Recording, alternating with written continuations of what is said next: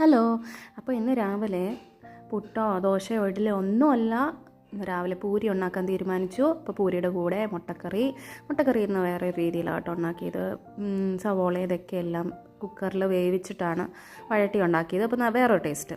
എന്നിട്ട് തലേ ദിവസം ഒരു കടല ഉണ്ടായിരുന്നു, കടലയുടെ കറി ഉണ്ടായിരുന്നു. അപ്പോൾ അത് ഒന്ന് വഴട്ടിയെടുത്ത് അതും കൂടെ ഇട്ട് കൂട്ടി പൂരി കഴിച്ചു.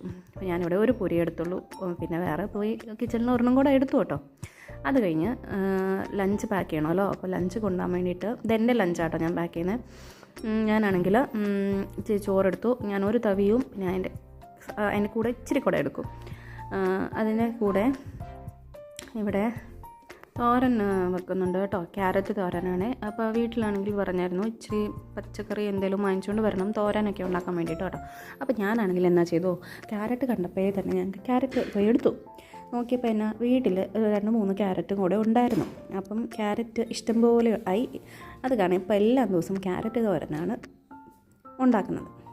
അപ്പോൾ വീണ്ടും ഞാൻ ആ കടല ബാക്കി വെച്ച കടലയും വീണ്ടും എടുത്ത് കഴിക്കാൻ വേണ്ടി എടുക്കുക കേട്ടോ. എനിക്ക് കടല ഇഷ്ടമാണ്, കാരണം അതിൽ പ്രോട്ടീനുണ്ട്. എല്ലാവർക്കും ഇപ്പോൾ പ്രോട്ടീനോടാണ് കൂടുതൽ താല്പര്യം. എന്നിട്ട് കൂടെ ഇച്ചിരി മോരും ഉണ്ട് കേട്ടോ. അപ്പം കാന്താരി പറമ്പിൽ ഇഷ്ടം പോലെ ഉണ്ടല്ലോ. അപ്പോൾ അത് കാരണം മോര് കാന്താരി വെച്ച് ഇടിച്ച് എടുത്തതാണ് ഉണ്ടാക്കിയത്.